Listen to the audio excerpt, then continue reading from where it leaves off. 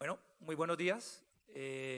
Muchas gracias a Sofiduciarias, a Sobolsa, a la Bolsa de Valores de Colombia por esta invitación y por abrir el espacio a lo que considero es un punto crucial para poder tener real éxito en esta misión, que es la conversación con todos ustedes, con el mercado, para poder realmente aterrizar esto a elementos que sean implementables.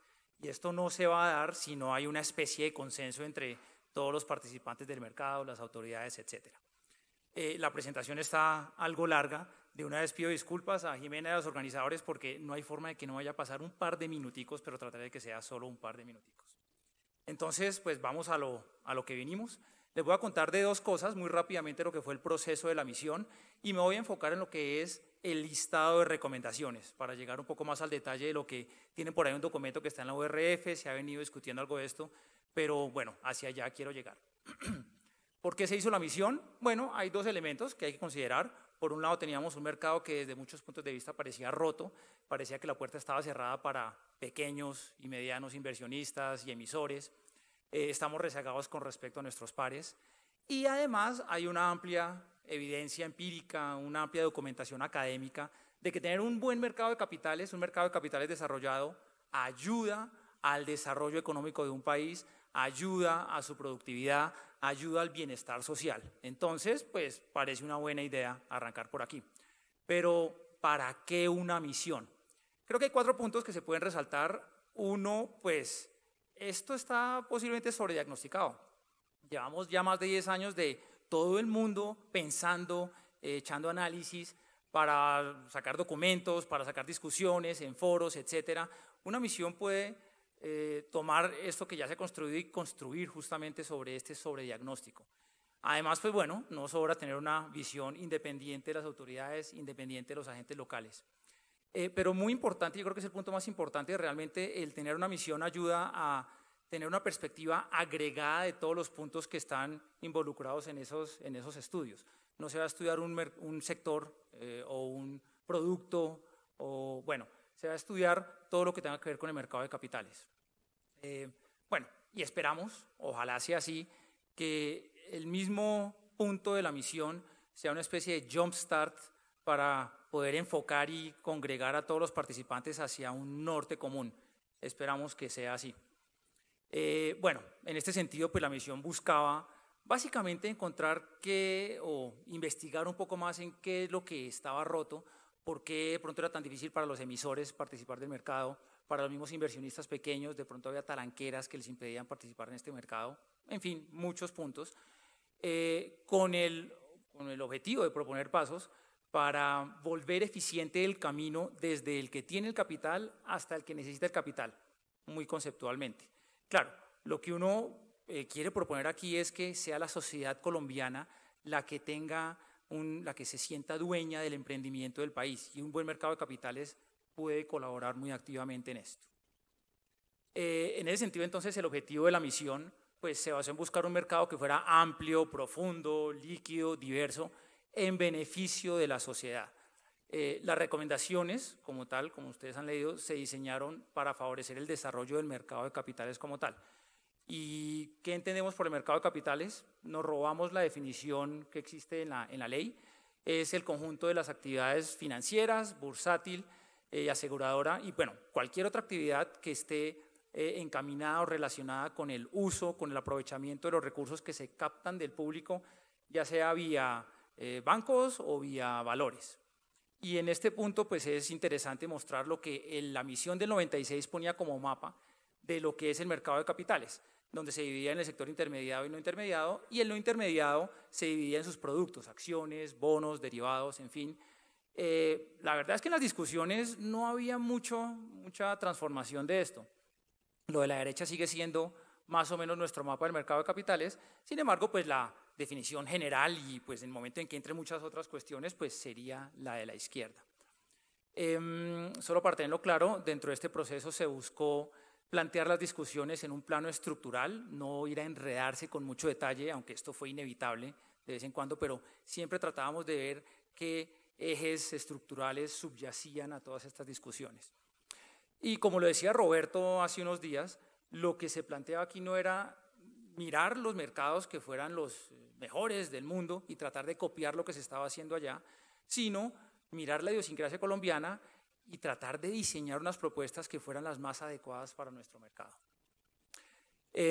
Este fue el proceso como tal. Arrancamos de unos talleres, después profundizamos en unas reuniones 1 a 1 con muchos de ustedes, infortunadamente no con todos ustedes, pero sí creemos que barrimos lo que fueron todos los sectores, representantes de todos los agentes. Tuvimos como insumo documentos, estudios, en fin, todo esto que digo se venía armando durante los últimos 10, 15 años. También hubo estudios específicos de la misión con el auspicio del Banco Mundial. Y todo esto se metió en una sopa y la misión comenzó a analizar todo lo que tenía que analizar. Estamos en una fase que, repito, considero yo que es crucial, que es justamente esta socialización. Sentémonos, discutamos, ¿tiene sentido, no tiene sentido? ¿Se puede implementar? ¿Sí, no? ¿Hacia dónde podemos echar? Entonces, pues, agradezco nuevamente la participación ahorita y la participación posterior que indudablemente vamos a necesitar de todos ustedes.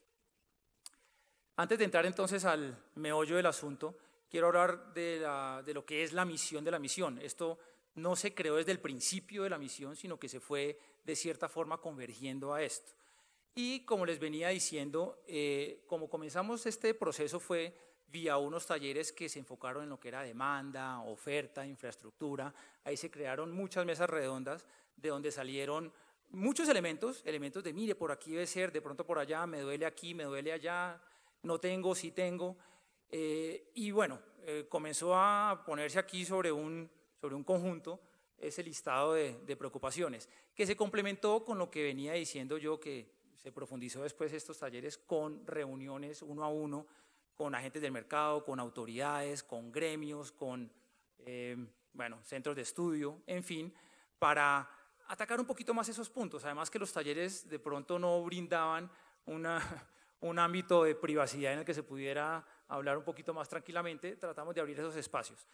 Y como decía, pues tenemos decenas de documentos que iban enfocados, algunos a el mercado de capitales en general, muchos a sectores particulares, que el mercado de deuda privada, que tal agente, que es otro agente.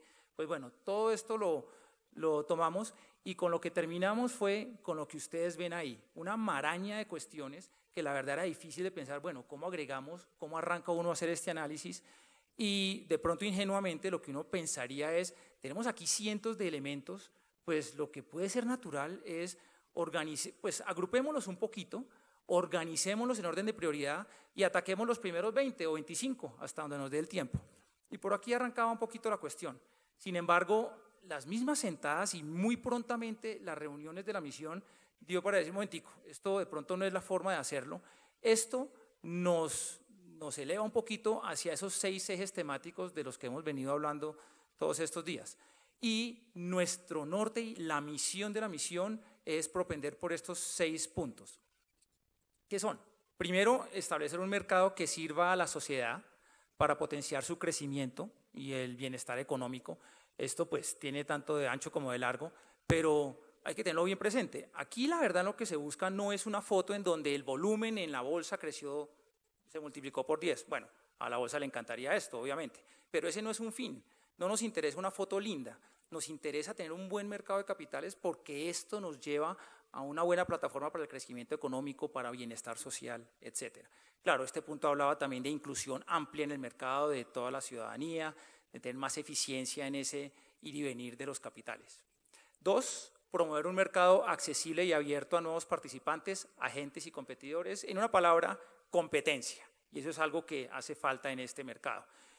Particularmente buscábamos con este punto reducir las barreras de entrada para nuevos participantes, establecer un ambiente competitivo y bueno, atraer a nuevos participantes, claramente. 3, propender por un mercado en el que puedan operar todos los riesgos, tal como lo decía el ministro ahorita, y ampliar así la base de inversionistas. Esto hace alusión un poquito a evolucionar de lo que coloquialmente se ha venido ya implementando culturalmente en el mercado, que es el sesgo AAA, la noción de que en este mercado básicamente solo se puede operar lo que es AAA y el resto no le metamos ahí porque va y me regañan. Bueno, también dentro de este punto pues es importante buscar la desatanización de poder asumir riesgos que vayan más allá del AAA. Y hay que tener cuidado con esto, porque la desatanización no es tanto en asumir los riesgos, sino en tener probables pérdidas futuras. Si yo asumo riesgos, pues es porque puedo perder, pero hay que desatanizar esa posibilidad de pérdida, o pues no es lo que uno quiere perder plata, pero si se pierde, pues eso ocurre en un mercado y no está tan mal. 4, evitar asimetrías regulatorias para productos o actividades que en esencia cumplan la misma función económica. Esto es en esencia evitar arbitrajes regulatorios y buscar por una neutralidad normativa. 5, incentivar los estándares de profesionalismo de participantes y fortalecer el gobierno corporativo. Bueno, esto en últimas lo que busca es que vía el gobierno corporativo es como se dé la protección real al consumidor final y de pronto tratar de evitar otros elementos que están buscando eso, pero no lo hacen tan asertivamente.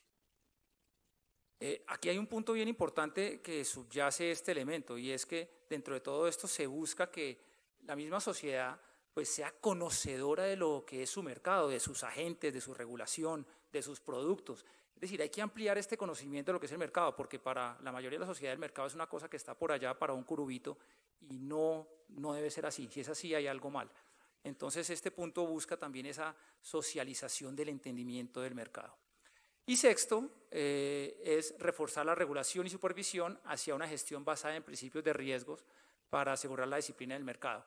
Hay que decirlo, la superintendencia ya por más de una década ha avanzado bastante bien en este punto, con los SARES, de decirle a las instituciones, mire, aquí hay unos ámbitos, el operativo, el de liquidez, el de mercado, y por allá usted trate de construir lo que es la verdadera identificación, cuantificación, gestión y monitoreo de los riesgos. Bien, creemos que se puede profundizar bastante en este sentido. Esto también hay un elemento por allá detrás, y esto fuerza a las instituciones a entender realmente lo que son las necesidades de sus ahorradores, de sus afiliados.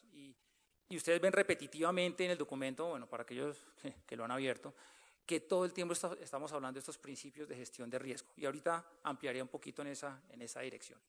Entonces tenemos estos 6 elementos que son, digamos, la misión de la misión, y a partir de discusiones ya queda un poco más directo aterrizar a estos 19 temas en los cuales ya hay recomendaciones un poco más específicas. Claro, algunos de ustedes extrañarán, miren, no hablaron de este tema, a mí me parecía importante esto y no lo veo. Es factible, creemos que en su mayoría tomamos los elementos de esa nube y los analizamos y muchas veces llegamos a un punto en el que dijimos, de pronto por aquí no hay mucho en qué profundizar. Entonces, con los que terminamos fueron aquellos puntos en los que sí creíamos que se podía profundizar, pero sin perjuicio de que, claro, de pronto pues, puede haber falta algo, se puede profundizar en otros temas que no están incluidos aquí. Y estos 19 puntos se reflejan en las 64 recomendaciones que ustedes encuentran en el documento que está colgado en la página de la URF. Muy bien, y ahora sí a lo que vinimos. Entonces, en la misión lanzamos un dado y perdí, entonces me toca a mí leerle las recomendaciones que están en este documento. Ahora, este documento, que es como de 80 páginas, es el resumen ejecutivo de la misión. Entonces, lo que estamos escribiendo en este momento es el porqué de las recomendaciones. Esperamos que en unas semanas tengan acceso a este documento, ese sí va a ser grande, en donde va a estar el entorno, el preámbulo, la justificación, la discusión de cómo se llega a estas recomendaciones. Bueno, son 64 recomendaciones, no voy a leer las 64 recomendaciones, yo creo que no me paso de 59 o 60 para mantenerlo acotado, y espero que no sea muy ladrilludo, pero es importante hacerlo porque el resto del día y el resto de los siguientes meses, esperamos, estén basados en lo que se dice aquí en estas recomendaciones. Entonces, para aquellos que no se pudieron leer el documento, tomen esto como la lectura. Aquí les voy a hacer el paseo, el tour de lo que son estas recomendaciones con alguito editoriales de los por qué, y con esto espero que sean mucho más jugosas y valiosas las discusiones que se van a tener el resto del día. Hagámoslo entonces. Como decía el ministro, los 19 temas se agruparon en 8 macrotemas, pues porque eran más o menos coherentes, y comenzamos por el arreglo institucional. Lo que tiene que ver con el rol de las autoridades. Primera recomendación, sugerimos que se diga muy fuertemente que es el Ministerio de Hacienda el responsable por ejercer el rol de policy maker. Mejor dicho, que sea quien diseñe el plan estratégico para el mercado de capitales, el norte. Ahora, pareciera buena idea de pronto crear una dirección al interior del Ministerio de Hacienda para poder facilitar esta labor. ¿Cómo se quiera llamar? Bueno, no sé, pero tiene que ver con el desarrollo del mercado de capitales. Segundo, lo que tiene que ver con la URF, pues esta es la entidad responsable del estudio, proyección y evaluación de la regulación que tiene que ver con actividades del mercado de capitales.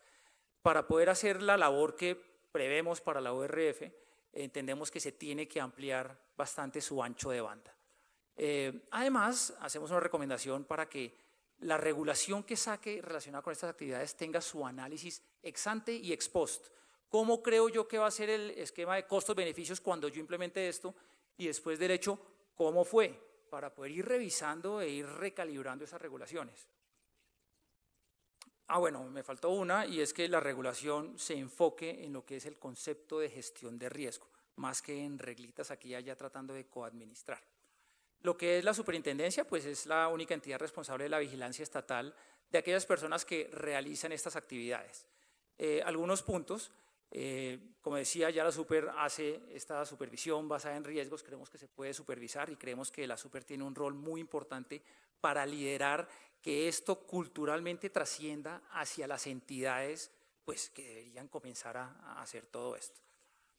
Y aquí uno se puede imaginar y soñar con que en las entidades existan áreas de riesgo que, más allá de velar porque se cumplan los cupos o de estudiar cupos, realmente tomen una nueva estructura, una nueva decisión de inversión, un nuevo portafolio, un rebalanceo, y analicen el riesgo, dónde se puede estar abriendo alguna puerta, dónde se puede mejorar, qué se puede entrar por aquí, de cara a buscar el mejor interés de los afiliados. Eso es el mercado que nos soñamos. Pero bueno, en un segundo punto también hacemos un llamado puntual a que la superintendencia, o a que se faculte el gobierno vía la superintendencia, para que anuncie aquellas actividades que, si bien son sujeto de regulación y de intervención, puedan ser ejercidos por entidades que no son vigiladas necesariamente. Y esto pues abre un campo para nuevos participantes, y esto podría ocurrir para actividades que no dan riesgo sistémico, o que no son claramente grandes, que no necesitan un capital muy fuerte. El modelo de autorregulación, estudiándolo, creemos que la forma como está definido el modelo actual tiene mucho campo para mejora. Bueno, particularmente la forma como se está implementando hoy es muy específica en la visual que tiene de los mercados, de los agentes, solo mira algunos agentes, solo mira algunos mercados, algunas operaciones. Esto en particular se podría ampliar. Pero hacia lo que nos imaginamos con el resto de recomendaciones vemos un rol bien preponderante para un autorregulador, para profundizar en la profesionalización de los agentes y también para ser una ayuda real a la superintendencia, por ejemplo, en ese punto que mencionaba ahorita, de ir mirando aquellas entidades que no son vigiladas por la super, pero que están realizando actividades del mercado. Bueno, y finalmente, lo decía, creo que era Germán, eso de tener una misión cada 25 años esperando que se rompan muchas cosas para justificar una misión no tiene mucho sentido. Lo que creemos es que se debería instaurar una misión que fuera de cierta forma continua. ¿Cómo es la burocracia aquí? Pues no sabemos muy bien, pero posiblemente es en la forma de un comité consultivo que estuviera mirando de forma continua las regulaciones que van saliendo, que esté viendo que la política del Ministerio de Hacienda efectivamente se esté ejecutando correctamente por la URF, en fin, que sea una misión continua. El segundo punto, macrotema, el de estructura del mercado, que tiene 2 puntos, y el primero es el de entender las actividades como el verdadero objeto de intervención. Ya he hecho un poquito de alusión a esto. Pero entonces, la primera recomendación, lo que se recomienda es una reforma legal para unificar ese modelo de intervención del Estado en el sistema financiero, para que ejerza sus facultades respecto de actividades y no respecto de entidades. Ya el ministro pues había anticipado un poquito lo que es este punto. Esto básicamente es, hoy en día una comisionista de bolsa pues puede realizar estas, no sé cuántas serán, 6 actividades. Pero si alguien quiere hacer una de estas actividades, pues la regulación no da un pie tan claro para decirle, sí, usted haga solo esto, y pues obviamente le voy a exigir muchas menos cosas. Hoy en día se le dice, pues parece que la licencia de comisionista es lo que le sirve a usted. Lo que se busca es que efectivamente se pueda realizar una de esas 6 actividades y que se licencie para hacer esa actividad. ¿Cuáles son sus exigencias de capital? Sus requisitos pues están atadas a esa actividad. Ahora, va a haber una cantidad de actividades por ahí flotando. Lo que también se pensaría es que esto permita un licenciamiento modular. Yo quiero hacer esta actividad y esa actividad. Imagínense unos legos y que uno puede ir pegando los legos y en la medida en que hace edificios, pues le dice, para este edificio las exigencias y los requisitos son estos. Esto pone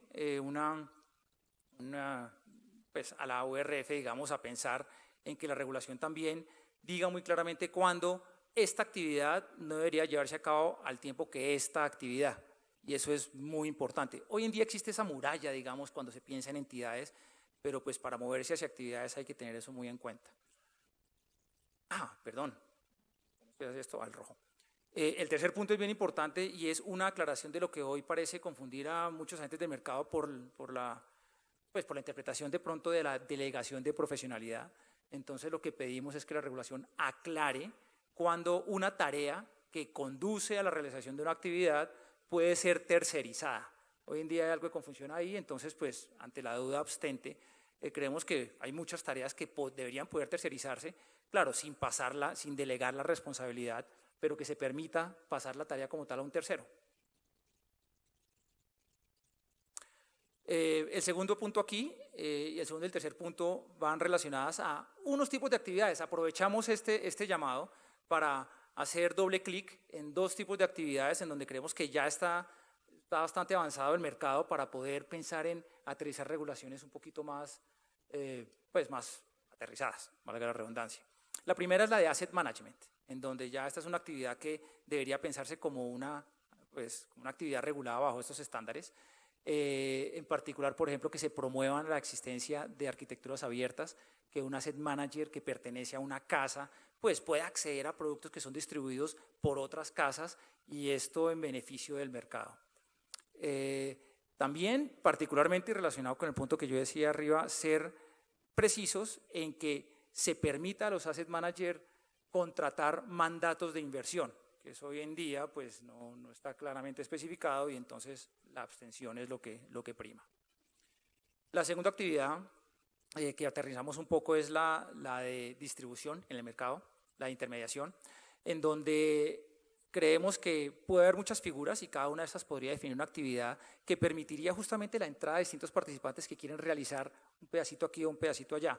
Aquí hay un listado que ponemos en las recomendaciones, no es un único listado, puede ampliarse, pero piensen en asesores independientes o asesores de inversión que hagan lo mismo que el anterior, pero que de pronto también ayuden en la ejecución, o brokers, que son los puros intermediarios, consiguen un comprador y un vendedor y pues los cruzan, o dealers, que son brokers, pero que además participan con su posición propia. Cada uno de estos pues estaría ejerciendo una actividad distinta con requisitos de capital y de profesionalismo distintos.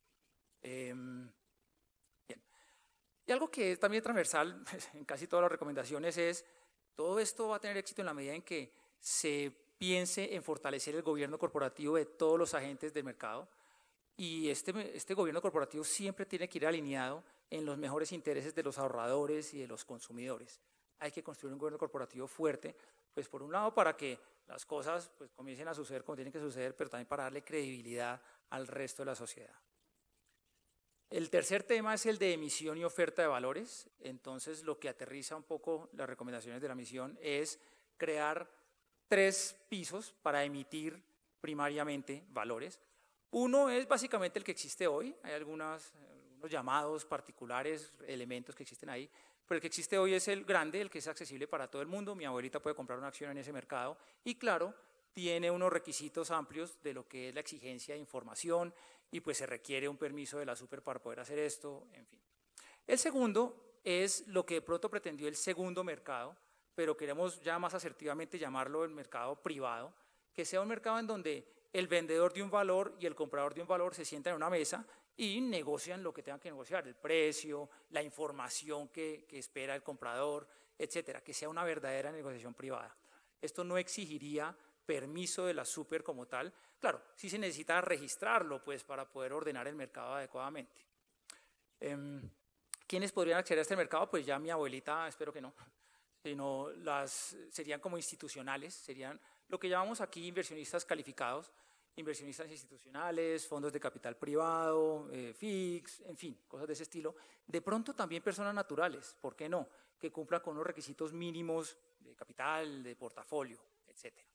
Y el tercero es lo que se llamó aquí en la misión el mercado balcón. Y el mercado balcón es básicamente una copia del mercado privado, pero siguiendo un poquito lo que se dice en el Plan Nacional de Desarrollo, se pensó solo para sociedades.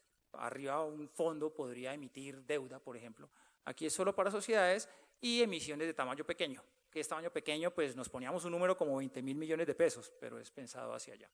Ahora, transversal a estos tres mercados, hacemos un llamado fuerte a que se debe no reducir, sino aumentar los estándares de profesionalismo, debida diligencia y responsabilidad que tienen todos los agentes que estén inmiscuidos en esta emisión.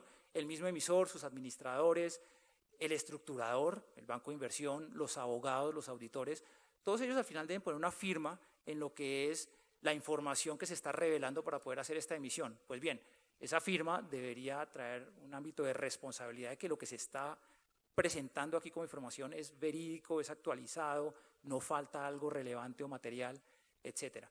Creemos que si bien esto puede subir los costos y muchos dirán, pero esperen, me está costando más esto, es necesario para que un mercado realmente funcione bien.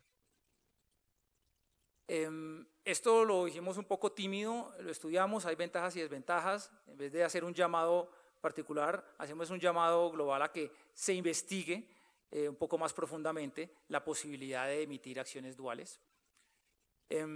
Y también hacemos un llamado a reformar la forma como se manejan los conflictos de interés, todo esto para propender por el mejor interés de los compradores de estas emisiones, de los accionistas minoritarios. El tercer macrotema habla de regulación e incentivos. Me pongo un poco cómodo porque este es grueso. Entonces, arrancamos por la regulación de las AFPs. Y sé que a muchos les duele mucho esto y anecdóticamente en las reuniones que teníamos en la misión, el 90% del tiempo nos pasábamos hablando de la regulación de los fondos de pensiones, como si no hubiera más mercado aquí. Y claramente es un punto neurálgico. Y antes de empezar, entonces, quiero hacer un llamado a que la misión entiende perfectamente que la misión, bueno, que el objetivo de los fondos de pensiones no es desarrollar el mercado de capitales, eso definitivamente no es defender las mejores pensiones de sus afiliados.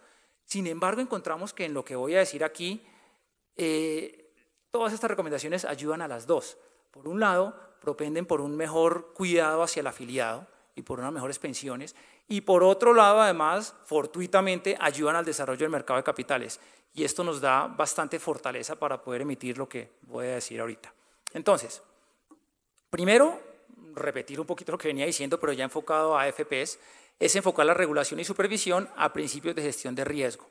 Esto obliga a comenzar a pensar en la naturaleza de los portafolios que yo tengo que gestionar y en el perfil de los afiliados, algo que no necesariamente se hace siempre hoy. Entonces, esto exigirá, por un lado, cambiar el numerario de medición. Esto de medir las pensiones en pesos de pronto no es la mejor forma, y de hecho siempre se habla de una tasa de reemplazo. Algo como una tasa de reemplazo debería ser el nuevo numerario. Pensemos en una unidad de pensión que dependa del consumo que tendrá el futuro afiliado.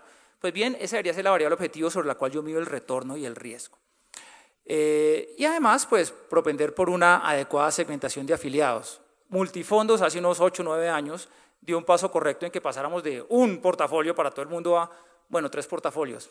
Muy tímido. Realmente es que los afiliados que conforman un fondo de pensiones pues son supremamente diversos. Pensar que se pueden escasillar en 3 segmentos es algo atrevido. Y además, dejarle al gobierno esa segmentación pues tampoco tiene mucho sentido. Las administradoras tienen en su labor justamente hacer eso, conocer a sus afiliados y decir, estos son así y estos son asá, y entonces estos deberían tener este portafolio y estos este otro, pero eso es algo que solo puede hacer la administradora, no puede coadministrar ahí el regulador. Segundo, recomendamos orientar el régimen de inversiones hacia principios y no a reglas. Esto lo que quiere decir es eliminar las restricciones de inversión para los fondos de pensiones. Que suena, sí, puede ser exagerado, pero justamente hacia allá es hacia donde uno quiere moverse, a que se quite esa coadministración que está haciendo el gobierno en este momento de pensar que puede decir máximo hasta aquí puedes hacer en ese activo y máximo hasta allá en ese otro activo, que claro, entendemos la naturaleza y la génesis de todo esto, era propender por una diversificación de estos portafolios, pero ya estamos maduros, ya tenemos 260 billones de pesos bajo administración, ya es hora que los administradores piensen en cómo es la mejor forma de encajonar, si es que lo ven así, esta administración. Una excepción muy importante, dada la estructura de propiedad que tenemos en nuestro país, sí es importante mantener una restricción de las inversiones que se pueden hacer en entidades vinculadas. Si hacemos eso arriba, perdimos el año, porque existe otro elemento aquí brutal que es la rentabilidad mínima. Entendemos que la rentabilidad mínima fue creada con la noción de proteger al afiliado, y eso es loable y eso está muy bien, pero creemos que como está diseñado el elemento, tergiversa el comportamiento de los administradores, por un lado, y realmente, ¿qué tanto protege al afiliado? Como se pensaba. ¿Por qué no, si queremos proteger al afiliado, vamos a protegerlo realmente? ¿Cómo se puede proteger? Con una adecuada alineación de incentivos, con un fuerte gobierno corporativo, mayor profesionalización de los agentes del mercado. Bueno, por propender porque estos portafolios se administren con un concepto de gestión de riesgos, en fin, todo lo que venimos diciendo transversalmente. Entonces, la recomendación es eliminar el elemento de rentabilidad mínima. Punto. Esto, claro, también exigiría remover la reserva de estabilización que pues parecen gemelos. Pero si hacemos solo esto, tampoco hicimos nada, porque ¿dónde está la zanahoria? ¿Cómo alineamos los incentivos? Hay que sentarse a pensar en esa alineación de incentivos, que lo que sea bueno para el administrador sea bueno para el afiliado. La forma más directa en que entendimos se puede hacer eso es vía la comisión por desempeño, que ya existe la facultad en la regulación, en la ley para poder hacer esto, pero no se ha implementado. Entonces, ¿cómo es el cuento? Ven que yo pongo esto aquí 2 segundos. Hoy en día trabaja, cotiza, de los 100 pesos que es el IBC, 16 pesos se van a la cotización o poco más. 3 de esos, el 3%, va dirigido a lo que se llama la comisión de administración, pero pues eso es engañoso, porque realmente la comisión requiere que la administradora reciba esa comisión, ese 3%, de ahí pague lo que es el seguro previsional para invalidez y supervivencia, y lo que le sobre, eso sí es su comisión de administración. ¿Dónde aquí tiene que ver esto con la administración que le están haciendo las pensiones de los afiliados? Por ningún lado. Esto lo que tiene que ver es con qué tan caro está el seguro previsional, y esto no tiene muchos pies ni cabeza, la verdad. Entonces, la recomendación que hacemos es que ese 3% se separe. Seguro previsional por allá, comisión de administración por allá. La comisión de administración, pues existen estándares internacionales que se podrían comenzar a imitar.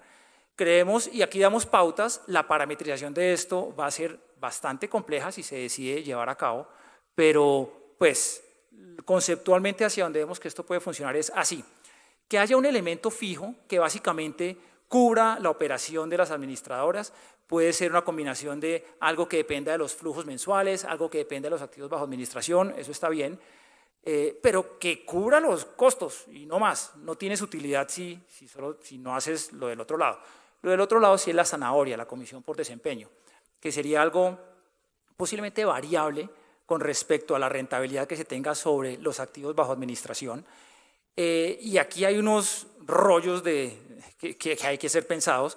Por ejemplo, ¿qué pasa con el horizonte del tiempo? El afiliado ve a 40 años, algunos, pues yo no, pero otros sí. La administradora quiere que le paguen su comisión en un año. ¿Cómo hacemos para que esto quede alineado? Sí, complejo. Hay elementos en el mercado privado como clawbacks, high watermarks, cuestiones que se podrían tratar de imitar, armar fondos y que la administradora solo puede ir sacándolo de a poquitos en la medida en que pasan los años. ¿Qué pasa si un afiliado se cambia de una AFP a la otra? ¿Qué pasa con ese ahorro que había tenido de comisiones la administradora? Bueno, obviamente hay temitas que toca ir pensando aquí.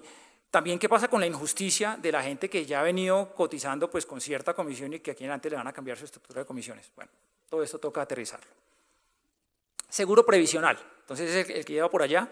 Ese seguro previsional, pues hoy en día tiene unos problemas que ahorita vamos a mirar en el punto de las aseguradoras, pero lo que proponemos es que se separe y hoy en día ya lo paga, bueno, indirectamente vía una tercerización el afiliado, pues que lo pague directamente el afiliado. ¿Para qué tiene que pasar por la administradora? Que sea un costo, como lo es hoy, de los afiliados que están siendo asegurados. Hoy en día se mutualiza este seguro entre todos los afiliados del fondo. Eso puede seguir así, pero sí creemos que hay una forma de mejorar la contratación de este seguro. Y es, pues no todo el mundo en mi sopa es igual. ¿Por qué no me deja segmentar 5 segmentos, 6 segmentos para que se pueda contratar el seguro provisional de cada segmento por aparte y ya después lo mutualizo cuando tenga que mutualizarlo? Eso ya va más allá del mercado de capitales. Todo esto no hicimos nada, también perdimos el año, si no se fortalece fuertemente el gobierno corporativo. Y además, oigan cómo suena esto. Estamos reenfocando la regulación de los fondos de pensiones para que no tengan límites de inversión ni rentabilidad mínima. Esto depende de que exista un muy fuerte gobierno corporativo. Particularmente, algo de esto ya se hace hoy, claro, o mucho de esto se hace hoy, pero se puede profundizar aún más, y es esa comunicación con el cliente, que al cliente se le cuente cómo te perfilamos, cómo estamos administrando tu portafolio, cuál es la estrategia que diseñamos para tu portafolio, cuáles son tus riesgos, qué costos estás pagando tú vía tu portafolio. Muy importante, ¿qué inversiones hice yo en mis vinculadas? Ven y te lo cuento, señor afiliado. Con respecto a la regulación para entidades aseguradoras, un poco de la misma tónica, enfocar la regulación y supervisión hacia principios de gestión de riesgo. Los distintos ramos son distintos portafolios, no tienen por qué tener el mismo régimen de inversiones. Orientar este régimen también a principios y no a reglas, es decir, eliminar esas restricciones de inversión. Muy importante, creo que el ministro hacía alusión a esto, y es que identificamos que hoy el mercado de rentas vitalicias tiene una problemática muy grande, y es esa discrepancia que puede haber, lo llamamos deslizamiento jurídico al interior de la misión, esa discrepancia que puede haber entre los fallos de la Corte Constitucional que tienen que ver con los requisitos para poder llegar a una pensión y lo que dice la regulación. Y esta diferencia pues está haciendo que las mismas aseguradoras o no participen de este mercado o digan, bueno, yo participo, pero ¿qué voy a suponer en mis modelos para el futuro? Pues que esto va a seguir existiendo muy fuertemente, encareciendo el seguro previsional para todos nosotros. Este parece un riesgo propio del Estado, que la Corte Constitucional de pronto diga algo que contradice la regulación y que sea retroactivo, etcétera. Debería asumir el Estado y así lo proponemos y creemos que esto abriría la puerta a que pues las entidades volvieran a entrar en este mercado, con una adición y es permitir a entidades aseguradoras del exterior de participar en este mercado. Respecto al punto de custodia y securities lending. Primero, securities lending. Realmente lo que nos llama la atención aquí es un mercado de securities lending profundo es necesario para, por ejemplo, el desarrollo del mercado de derivados. Poder irse en corto es necesario para poder tomar ciertas posiciones, poder construir estos instrumentos. En Colombia, pues, muy reducido lo que se hace en securities lending. Además, un buen mercado de securities lending permite ampliar el volumen de mercado y hacer más eficiente todos estos canales del mercado.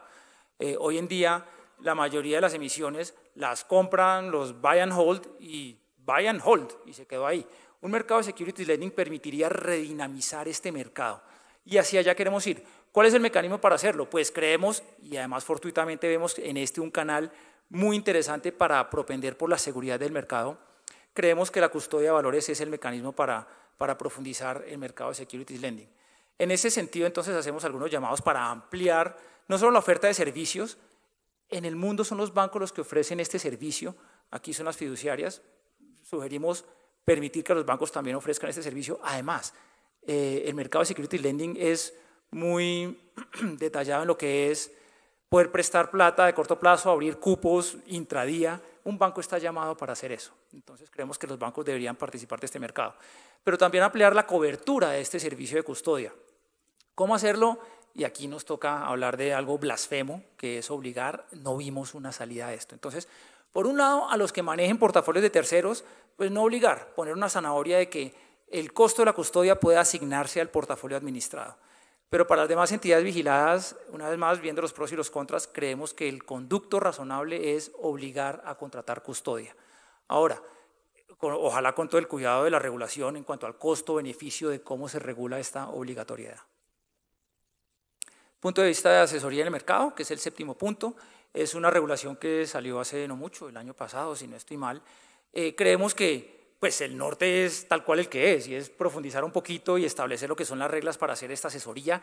Es necesario para esa profundización del entendimiento del mercado al que me he referido, pero de pronto tiene posibilidad de mejora en cuanto a revisar costos y beneficios. Es posible que buscando algo loable, que es una buena asesoría para el retail, pues lo que ocasionó fue unos costos muy altos, en donde ya los asesores dicen, no, ya a los pequeños me sale muy costoso asesorarlos, y lo que se está posiblemente ocurriendo es que se esté cerrando la puerta al retail pequeño, que es todo lo contrario de lo que estamos buscando. Entonces creemos que se debería revisar esta regulación y de una vez aprovechar para enfocarla hacia lo que es imponer culturalmente la disciplina del mercado. Señor inversionista, ven y yo te asesoro, estos son los problemas, estos son los riesgos, estas son las ventajas, en fin, este es el producto. Si tomas tu riesgo es tu decisión, asume las consecuencias de tu decisión y no venga en un año porque perdí el 5% a ir a entutelar a todo el mundo. Hay que participar todos. Gobierno corporativo, es un poquito más aéreo, pero son llamados conceptuales a fortalecer este gobierno corporativo, tal como lo he venido diciendo, es transversal a todas las demás recomendaciones. Lo que se busca es asegurar una conducta transparente, independiente y profesional en el mejor interés de los consumidores. Y con respecto a información del mercado, creemos que ya estamos en el punto para poder definir estándares para avanzar en el Open Banking, en la línea de lo que introdujo la Unión Europea hace unos años, y que la información sea usable por quien es, a quien pertenece. En ese sentido, pues particularmente lo que es la información transaccional debería ser considerado un bien público, un activo de interés público. Y aquí anecdóticamente, pues estábamos en un punto privilegiado desde la misión, todo el mundo nos colaboró increíblemente y muchas gracias a todos ustedes que nos ofrecieron datos, información, etcétera. Pero es un poco frustrante que mucha información que uno sospecharía esto, y desde el punto de vista de la misión, pues debería ser fácil accederla, era demorado y no era tan fácil, no era tan inmediato. Esto debería ser inmediato para todo el mundo, para que el sector académico pueda hacer una auditoría permanente de lo que es el funcionamiento del mercado de capitales, haciendo sus estudios, y para esto necesita datos, para que los inversionistas puedan tomar mejores decisiones de inversión. Hay mucho por profundizar aquí. Manejo de recursos públicos. Hay 4 puntos. El primero es, tal como se ha hablado por ahí, la holding financiera. Bueno, creemos que se puede ampliar esto a todas las entidades donde hay participación estatal, hacer una holding de todas estas participaciones, con un objetivo que es un direccionamiento estratégico, de tal forma que se busque el sano financiamiento de estas empresas. Si las decisiones que toma la holding, ya pensándolo a nivel empresa, es salir al mercado y emitir unas acciones, bueno, esto lo está haciendo la holding y desde ahí se debería tomar esta decisión. El siguiente es el de gestión de fondos públicos vinculados a seguridad social en pensiones. Le hacen FOMPET y pues otros, en donde creemos que ya es hora de alinear mejor los intereses que tiene el Estado en estos portafolios y los de los gestores, pero también en aprovechar estos 70 billones de pesos, 50 de FOMPET más otros que están por ahí, para ampliar el número de decision makers que hay en el mercado. Uno de los problemas de concentración que tenemos en el mercado es que hay muy pocos decision makers, y aquí hay una oportunidad para ampliar ese número. Entonces sugerimos que se construyan mandatos de inversión para FOMPET y los demás, que sea gestionado por actores distintos a los que existen hoy. En cuanto al proceso de enajenación y democratización, sugerimos una reforma a la ley 226 para que, concordante con lo que se decía arriba de los mercados, cuando se va a hacer una enajenación se diga, bueno, el mercado público es así, en el mercado privado es así, pero además para que se llegue un poco a lo que son los estándares internacionales, es decir, en cuanto a tiempos y fijación de precios, este mercado disuade la participación de inversionistas. Se tienen que acortar los tiempos y se tiene que tener un proceso un poco más de mercado en el momento de fijar estos precios. Ninguna de estas realmente va a hacer nada si no hacemos algo con esta, que es el tema de detrimento patrimonial. Y aquí hay interpretaciones y que sí, que no.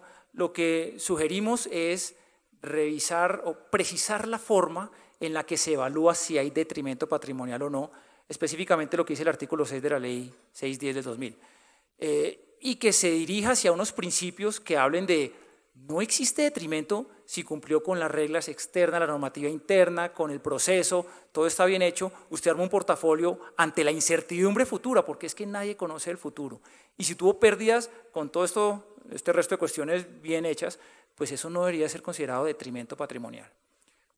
Mientras se llega a esa discusión de ley, que ojalá no sea muy complicada, pero ninguna discusión de ley va a ser fácil, creemos que, y hablando con la Contraloría, ellos nos propusieron incorporar estos principios en sus guías de auditoría internas, y además creemos que el Ministerio de Hacienda también podría participar en emitir una regulación transversal para aclarar cuándo es que sí hay detrimento y cuándo es que no. Punto de productos. 3, uno es propender por un mayor mercado de titularizaciones con más activos. Creemos que en el balance de entidades estatales hay una gran riqueza de activos que se pueden comenzar a rotar en el público. Además de eso, liberar el balance de estas entidades. Claro, las entidades tendrán que revisar si sí vale la pena o no, si es costoso o no, pero creemos que hay bastante potencial para dinamizar ese sector del mercado. Y posiblemente para atraer más inversionistas se pueda armar un mecanismo de diseño de garantías, tal como lo hace hoy el Fondo Nacional de Garantías con con créditos comerciales a empresas pequeñas y medianas, se podría ampliar a esto para ofrecer garantías a ciertas carteras de entidades estatales. Algo que venía trabajando Bancoldex recientemente, fondo de fondos de emprendimiento, creemos que esto se puede profundizar también en la línea de emprendimiento en etapa temprana y proponemos la creación de un fondo en esa dirección para soportar este emprendimiento en etapa temprana. Obviamente esto debería ser gestionado profesionalmente bajo los más altos estándares, etcétera. Y en derivados, un mercado de derivados realmente no puede ser desarrollado si su subyacente no es desarrollado, eso es claro, pero hay puntos que de pronto podrían mejorarse. Y sugerimos una revisión del marco regulatorio en lo que tiene que ver con derivados para quitar estos puntos. Hay uno particular y es la ejecución de garantías. Ejecutar garantías en el mercado OTC hoy en día tiene que pasar por un proceso judicial que contrasta con la facilidad en el mercado estandarizado. Entonces creemos que hay posibilidades de guiar esto adecuadamente en el mercado OTC. Adicional y más allá del mercado de derivados, creemos que ya es hora de marchitar la ETF y realmente moverse hacia una IBR que sea el referente de tasas de interés de corto plazo. Y hacemos un llamado un poco más aspiracional porque esto no es una reforma tributaria, pero hay elementos de asimetría tributarias que impiden el avance de este mercado a nivel local y gran parte de este mercado se está yendo al offshore. Entonces, particularmente el 4 por mil en lo que es el ir y venir de las garantías, pues esto hace que un offshore diga no, yo mejor no participo en ese mercado y me quedo en este mercado de aquí. Educación y promoción. En cuanto a la promoción, pues ya lo habíamos dicho en el punto 1, el plan estratégico que diseña el Ministerio de Hacienda debe traducirse en una formulación de objetivos, metas y, muy importante, métricas de medición para ver cómo nos está yendo. Y la profundización de la educación financiera y económica tiene que ser un objetivo central de esta política. Creemos que sin una educación amplia, todo lo que estamos diciendo aquí no puede florecer. Necesitamos que no solo la sociedad, los mismos participantes del mercado sean más conocedores de la regulación, del entorno, de los productos, para poder transmitirlo a la sociedad, pero eso tiene que llegarle a la sociedad. Entonces hablamos de educación financiera, no en el sentido amplio como siempre se toma que es inclusión financiera, eso está bien, sino lo que tiene que ver con el mercado de capitales. Metamos a la sociedad en este mercado es de la sociedad. En cuanto al ámbito internacional, pues me queda poco tiempo, pero el llamado es fuerte a que Colombia tome un rol de liderato, ojalá aprovechando pedacitos que hay aquí en esta misión, pero diciendo, creemos que hacia allá es el norte de los mercados integrados, comencemos a hacerle nosotros y tratemos de jalar a los demás hacia allá. Y no esperemos a que me digan, si quieres estar en este mercado, ahora tienes que hacer estos 18 cambios. Bueno, y finalmente, con respecto al ámbito tributario, una vez más, esto no es una reforma tributaria, por favor no se tome así, aspiracionalmente querríamos, porque si no, esto es muy nocivo para el mercado de capitales y es casi imposible soñar con desarrollarlo, y es que el ámbito tributario sea neutral, estable y competitivo. Y un par de punticos un poco más detallados, es un llamado a eliminar el impuesto de registro a la capitalización de sociedades, disuasor a veces para ir al mercado, y procurar un tratamiento simétrico entre actividades, servicios, vehículos, que hoy en día uno ve unas asimetrías por todas partes. Tratando de mirar esos, ¿se acuerdan hace como 4 horas que empecé? Que uno tenía esos 19 temas y habíamos hablado de los 6 ejes temáticos, esto tiene de largo y de ancho y uno puede decir que sí o que no, pero más o menos nos imaginamos que los 19 puntos que tenemos aquí van a tener influencia sobre esos 6 puntos de la misión y creemos que más o menos esta sería la forma en que quedaría mapeado esto. Y así como para marearlos un poco más, realmente eran 64 puntos, entonces más o menos por ahí es como que lo estamos viendo. ¿Hay algunos blanquitos? Pues sí, inevitablemente, y esta es la segunda página. Muy bien. Listo. Ahí les leí el documento entero, les ahorré 5 horas de lectura, pero después viene un documento más grande, no se preocupen. Consideraciones finales, implementación. Esto, ahora sí empieza el verdadero trabajo, y esto es lo verdaderamente complicado. Hasta ahora hemos hecho la parte fácil, creo yo. Entonces, obviamente se necesitan nutridas discusiones para poder aterrizar bien todo lo que está siendo dicho aquí. La parametrización tiene que ser muy cuidadosamente diseñada. Algunas recomendaciones exigen cambios de ley, otras son decretos, otras son reglamentos internos, algunas son culturales, ¿cómo hace uno eso? Bueno, hay que considerar todo eso cuando se esté pensando en implementación. Es importante, obviamente, evitar la tentación de arrancar a hacer algo rápido, porque de pronto eso es peor. Más bien piense que tiene sentido hacer primero, de pronto lo difícil es lo primero y después lo fácil viene después. Ojo con ese orden. Ojalá que las discusiones se mantengan en el plano de lo que es el beneficio para la sociedad, las discusiones políticas. Así fueron diseñadas las recomendaciones, ojalá las discusiones se mantengan así. Y es que de esto realmente sería beneficioso para la sociedad. El tiempo de análisis e implementación, pues ojalá todo fuera muy rápido, pero pues hay que tener cuidado y ojalá primero sea muy bien pensado y planeado y después sí ejecutado. Y dentro de todas estas recomendaciones ustedes ven una tónica común que es, y ojo, la palabra no es liberalización, aquí no se está liberalizando nada. Aquí no se está proponiendo liberalizar nada, se está proponiendo un reenfoque más asertivo y adecuado de la regulación. No se está pensando en desproteger al afiliado, todo lo contrario, o al consumidor. Se está pensando en protegerlo más. Y esto, desde un punto de vista de que los administradores manejen todo eso con el principio de hombre prudente, pues trae también la pregunta de ¿y qué pasa si fue un hombre imprudente? ¿Qué tipo de castigos va a haber aquí? Bueno, creemos que eso ya se sale un poco de la misión, pero pues obviamente hay que considerar la noción de pensar en también motivar a todo el mundo a portarse como un hombre prudente. Me pasé como 10 minutos, disculpas con todos, lo más importante lo dejé al final porque no me iba a quedar mucho tiempo. A todos los que participaron de la misión, que fueron centenares de personas, muchísimas gracias. Nada de esto hubiera sido posible sin las intervenciones, la ayuda que todos ustedes nos ofrecieron. Así que, bueno, aquí ya termino. Muchísimas gracias.